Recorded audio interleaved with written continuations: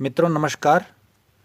बंधुओं, ये वीडियो है धर्म शिक्षक भर्ती में इंटरव्यू के बारे में। कुछ बंधुओं ने प्रश्न किया था, कमेंट किया था कि कर्मकांड के बारे में बताइए, कर्मकांड से क्या क्या पूछा जा सकता है, किस तरह के प्रश्न आ सकते हैं। तो मैं उनके लिए कहूँगा, कर्मकांड की तैयारी के लिए ये आपके सामने पुस्तक है नित्यकर्म पूजा प्रकाश। ये बहुत अच्छी पुस्तक है गीता प्रेस गोरखपुर की। ये आप देख रहे हैं गीता प्रेस गोरखपुर, नित्यकर्म पूजा प्रकाश। यदि आपके पास नहीं है तो आप इसको तुरंत मंगा लीजिए, बहुत अच्छी पुस्तक है और इसको आप मंगाइए, इससे तैयारी करिए।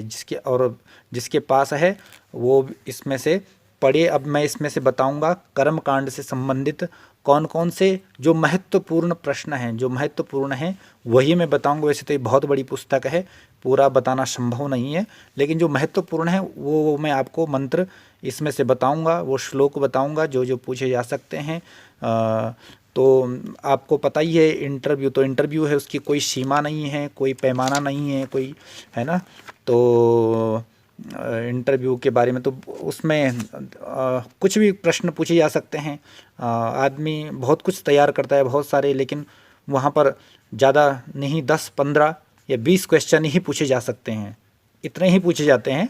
ये ज़्यादा समय नहीं मिलता है, 10-15 या 20 क्वेश्चन तो वो कोई भी हो सकते हैं, इसलिए हमें अभी से तैयार करके रखना है। तो आपको मैं बताना चाहूँगा, आप बिल्कुल ध्यान से, मैं जो महत्वपूर्ण श्लोक हैं, मंत्र हैं, उनको ही इसमें बताऊंगा और पूरी नित्यक्रम से बताऊंगा। तो जितना भी इस वीडियो में होगा वो इसमें बताऊंगा, और नहीं तो फिर आगे 1-2 वीडियो और इसी के ऊपर बनाऊंगा, तो पूरा मैं इसको कवर करूंगा। तो आइए, सबसे पहले आप इसको पूरा अंत तक देखें और इनको आप अभी से, आज से ही तैयार करना शुरू कर दीजिए। इसमें कुछ विधि भी बताई गई है, किस तरह से क्या करना चाहिए। तो ठीक है मित्रों, और ये सबसे पहले ये इसमें नित्यकर्म पूजा प्रकाश से गणेश जी का ध्यान दिया गया है। आपसे पूछ लिया कि गणेश जी का ध्यान सुनाइए, तो अगर आपको ये याद है तो ये भी सुना सकते हैं, और नहीं तो आपको जो भी ध्यान गणेश जी का अच्छी तरह याद है वो आप सुना सकते हैं। जैसे कि प्रसिद्ध जो श्लोक हैं वो गजाननम भूतगणादि सेवितम कपित्थ जम्बू फलचारु वक्षणम, ये हो गया, वक्रतुंड महाकाय सूर्यकोटि समप्रभा। ये प्रसिद्ध श्लोक हैं, ये लगभग सबको याद रहते हैं। अगर आपको इनके अलावा याद हैं तो आप उनको सुनाइए जो इनके अलावा आपको याद हैं, है ना। और अगर नहीं याद हैं तब आप इनको भी सुना सकते हैं, तो ये भी सुना सकते हैं, तो बड़ा अच्छा ध्यान है। इसके बाद मनुष्य को कितने कर्म प्रतिदिन करना चाहिए, तो मनुष्य को 6 कर्म प्रतिदिन करने चाहिए। ये यहाँ पे श्लोक सहित दिया गया, कौन कौन से कर्म हैं ये भी दिया गया है। आप ध्यान से देखते रहें, मैं आपको पूरा बताऊंगा। और अगर आपने अभी तक चैनल सब्सक्राइब नहीं किया है तो चैनल सब्सक्राइब कर दीजिए, लाइक, कमेंट और बेल आइकॉन दबा दीजिए ताकि आपको नोटिफिकेशन मिलते रहें बंधुओं। तो इसके बाद आपसे प्रश्न पूछ लिया कि कर दर्शन का, प्रातःकाल कर दर्शन का मंत्र कौन सा है, कर दर्शन का मंत्र सुनाइए। करावलोकन का, तो कराग्रे वसते लक्ष्मी, कर मध्य सरस्वती। पूरा नहीं पढ़ूंगा, या आप पढ़ लीजिए, याद कर लीजिए। भूमि स्पर्श करें, पैर से प्रातःकाल बिस्तर से जब उठते हैं तो भूमि को स्पर्श करने का मंत्र सुनाइए। तो समुद्र वसने देवी पर्वतस्तन मंडिते, ये आपके सामने है, इसको सुना सकते हैं। ठीक है, तो ये मानसिक शुद्धिकरण का मंत्र है। ओम अवित्रा पवित्रो वा सर्वावस्थां गतोऽपि वा। मैं आपको जो मेन है वो बता रहा हूँ, ये आप देखते रहें। इसमें बहुत सारी अच्छी अच्छी चीज़ें हैं।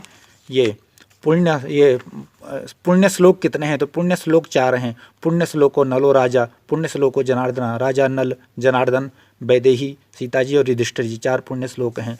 आपसे प्रश्न पूछ लिया कि 7 चिरंजीवी कौन से हैं, 7 चिरंजीवी कौन से हैं जो हमेशा अमर हैं, तो ये उनके नाम हैं। अश्वत्थामा बलिर्व्यासो हनुमांश्च विभीषणा, सप्तैतांश मार्कंडेय मथाष्टमम, यहाँ तक 7 हैं। और 8वें हैं मार्कंडे जी, 8वें मार्कंडे जी। आपको ये श्लोक याद है तो श्लोक सुना के आप, अगर आपको श्लोक याद है तो पहले श्लोक सुनाइए, फिर उसका अर्थ करिए। ठीक है, श्लोक सुना के अर्थ करिए। अब आपको श्लोक याद नहीं है तो आप इनके नाम याद कर लीजिए, कोई ज़रूरी नहीं कि श्लोक ही सुनाना है, अगर याद है तो सुना सकते हैं। अच्छी तरह याद है तभी सुनाना है, ऐसा नहीं कि आप वहाँ पर भूल गए, है ना। ऐसा नहीं कि आप आधा सुनाए और आधा भूल गए, तो ये नहीं करना। अगर आपको कॉन्फिडेंस है कि मैं सुना सकता हूँ तो ही श्लोक सुनाना, नहीं तो आप इनके नाम सुना सकते हैं। ठीक है मित्रों, और ये द्वादश ज्योतिर्लिंगों के नाम बहुत जो जरूरी वो मैं आपको बता रहा हूँ। द्वादश ज्योतिर्लिंग, आप द्वादश ज्योतिर्लिंगों के नाम याद कर लीजिए। अगर आपको इसका श्लोक याद है पूरा तो वो श्लोक सुना सकते हैं, उसके बाद उनको बता सकते हैं ये नाम है। और अगर नहीं याद है तो आप इनके नाम याद कर लीजिए। कौन सा ज्योतिर्लिंग किस राज्य में है, कौन सा ज्योतिर्लिंग किस राज्य में है, किस स्थान पे है, ये भी आप याद कर लीजिए। ठीक है, ये आप याद कर लीजिए, जो बहुत ज़रूरी है मैं वही आपको बता रहा हूँ। ये आचमन हो गया। आचमन आपसे पूछ लिया कि आचमन कैसे किया जाता है, कितने आचमन किए जाते हैं, तो 3 आचमन किए जाते हैं। हस्त प्रक्षालन करने का मंत्र कौन सा है, तो ऋषिकेशाय नमः। आचमन करने से भी पहले ही हस्त प्रक्षालन करना चाहिए और आचमन करने के बाद भी करना चाहिए। तो ये 3 आचमन हैं। इसके बाद संकल्प आपको याद, आपसे पूछ लिया कि संकल्प सुनाइए, तो आप ये संकल्प याद कर लीजिए, तैयार कर लीजिए। किसी भी पूजा का आप ये तो सभी जगह बोला ही जाता है, लेकिन उसमें किस जगह कौन सा स्थान और क्या पूजा करने जा रहे हैं, किस निमित्त से कर रहे हैं, तो वो आपको अपने आप से जोड़ना है। यह संकल्प तैयार कर लीजिए।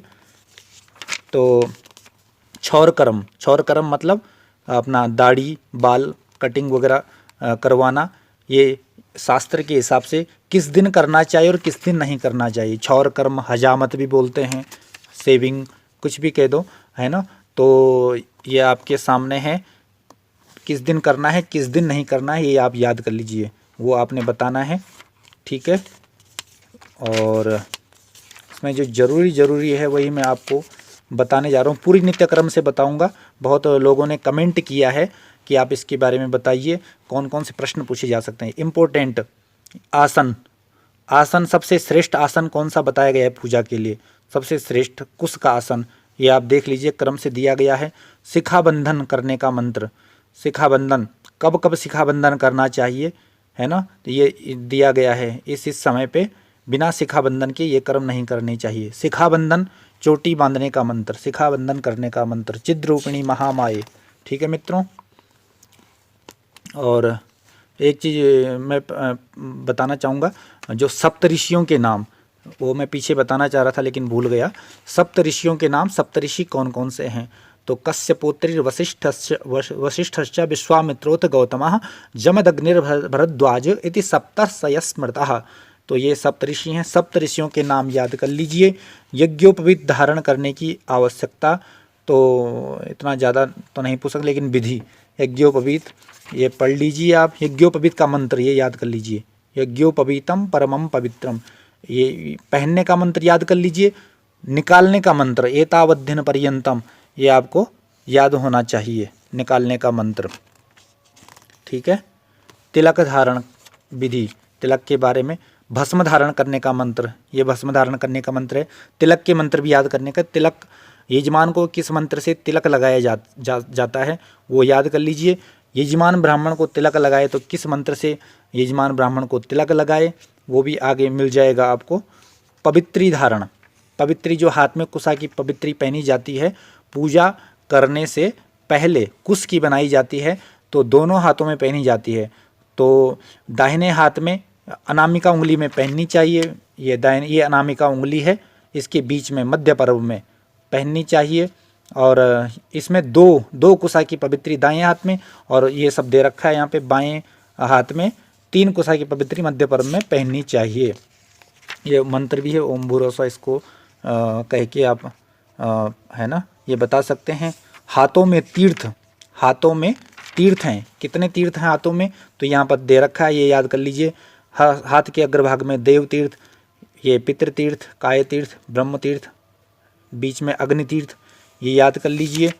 जप विधि इतना वो नहीं है यहाँ पे ज़रूरी, ये याद कर लीजिए। देवी मंत्र, शक्ति मंत्र की करमाला कहाँ पे की जाती है, कहाँ से शुरू की जाती है, कहाँ पे पूरी की जाती है, ये आप चार्ट आपके सामने दिया हुआ है, आप इसमें से देख के इसको याद कर सकते हैं। किस करमाला के बारे में अगर पूछ लिया, ये जो ज़रूरी है। संध्या के बारे में पूछा जा सकता है, क्योंकि संध्या बहुत ज़रूरी है।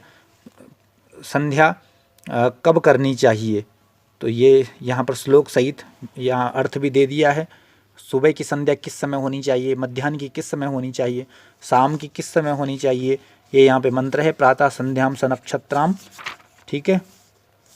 ये मित्रों फिर से ये आचमन आ गया, ये मैंने आपको बता ही दिया। पवित्रीकरण अमृत्रा पेत्रोवा, ये याद कर लीजिए। पूरा पुंडरीकाक्ष अपना तो यहाँ तक है ना। पृथ्वी का, ये पृथ्वी का विनियोग भी याद करना है। पृथ्वी पूजन का विनियोग ये याद कर लीजिए। पृथ्वी पूजन का मंत्र याद कर लीजिए। फिर यहाँ पे संकल्प, संध्योपासन का संकल्प दे रखा है, ये भी आप देख लीजिए, ठीक है। प्राणायाम, प्राणायाम करने की विधि क्या है, तो प्राणायाम का विनियोग, ठीक है। प्राणायाम का विनियोग, एक विनियोग याद कर लीजिए, इसमें से एक विनियोग बहुत है। और प्राणायाम करने का मंत्र ये ओम भू ओम भुआ से दे रखा है। और इसके बाद प्राणायाम की विधि, प्राणायाम की विधि 3 तरह के प्राणायाम होते हैं। पूरक, कुंभक, रेचक। किस पूरक में श्वास कहाँ ले जाते हैं, कुंभक में क्या करते हैं, रेचक में क्या करते हैं, सब यहाँ दे रखा है, ये आप याद कर लीजिए कि पूरक में सांस लेनी है, कुंभक में रोकनी है, रेचक में छोड़नी है। इस तरह से ये आपको पता होना चाहिए कि प्राणायाम कैसे करते हैं, प्रश्न पूछा जा सकता है, ठीक है। इसके बाद मैं आपको भी सूर्य उपस्थान का मंत्र, ये आप याद कर लीजिए। सूर्य उपस्थान, ठीक। सूर्य अर्घ्य, ये सूर्य अर्घ्य देने का मंत्र, एक विनियोग याद कर लीजिए। और सूर्य को अर्घ्य देने का मंत्र आप जो है गायत्री मंत्र से भी आप सूर्य को अर्घ्य दे सकते हैं, लेकिन इसका एक अलग से भी मंत्र है, वो अभी आगे आएगा, वो मैं आपको आगे बताऊंगा। सूर्य उपस्थान का हो गया। गायत्री का ध्यान बहुत जरूरी है, पूछ लिया गायत्री माता का ध्यान सुनाइए, तो आप ये गायत्री, जो भी ध्यान आपको याद हो वही सुना सकते हैं। जरूरी नहीं है आपने यही सुनाना है, जो भी ये प्रसिद्ध है जो भी आप सुना सकते हैं। गायत्री का ध्यान 24 मुद्राएं हैं, 24 मुद्राएं, जप से पहले की 24 मुद्राएं। ये श्लोक याद ना हो, लेकिन ये आपको अगर बनानी आ जाए तो बहुत अच्छी। आज अभी से अगर आप प्रैक्टिस करेंगे तभी आप ये 1 महीने में 20-25 दिन में आप ये कर पाएंगे। अगर एकदम से आप तैयार करेंगे तो नहीं, ये नहीं हो पाएगा। तो ये आप आज से, अभी से 24 मुद्राएं बहुत ज़रूरी हैं। पूछ लिया 24 मुद्राएं बताइए कौन कौन सी हैं जप से पहले की, तो ये आप देख सकते हैं। इसमें सारा चित्र दे रखा है पूरा बना करके, ठीक है। देव मंत्र की करमाला, शक्ति मंत्र की अलग है, देव मंत्र की अलग है, देवता की। तो ये करमाला दे रखी, कहाँ से शुरू करनी है, कहाँ कंप्लीट करनी है, ठीक है। गायत्री मंत्र, मित्रों गायत्री मंत्र बिल्कुल बहुत ज़रूरी, बहुत इंपॉर्टेंट है। गायत्री मंत्र तो सबको ही याद है, लेकिन आपको गायत्री मंत्र का अर्थ पूछा जा सकता है। आपने गायत्री मंत्र का अर्थ यहाँ से याद कर लीजिए, एक एक स्टेप बाय स्टेप जैसे दे रखा है, तो ये आप तैयार कर लीजिए। और जब आप सुनाएं तो ऐसा ना प्रतीत ना हो कि आपने रटा हुआ है, इस तरह से लगे कि आप इसका अर्थ कर रहे हैं, मानो इस तरह से आपने सुनाना है। ये जप के बाद की 8 मुद्राएं हैं, ये भी आप अभी से आज से ही तैयार कर लें, तब जाके हो पाएगा। सूर्य प्रदक्षिणा मंत्र, सूर्य की प्रदक्षिणा करने का, परिक्रमा करने का मंत्र है, और किसी भी देवता की परिक्रमा करने का ये मंत्र है। यानी कानी जपापानी, ये भी बहुत इम्पोर्टेंट है। प्रदक्षिणा का मंत्र याद कर लीजिए, बहुत ज़रूरी है ये, ठीक है। और ये भी यहाँ पे गायत्री का ध्यान, यहाँ पे भी ये भी कर सकते हैं गायत्री का ध्यान, जो भी आपको याद हो। मध्याह्न संध्या जरूरी नहीं है ये, हाँ मध्याह्न संध्या का ध्यान, मध्याह्न संध्या का ध्यान याद कर लीजिए, ठीक है। बाकी और कोई ज़रूरी नहीं है।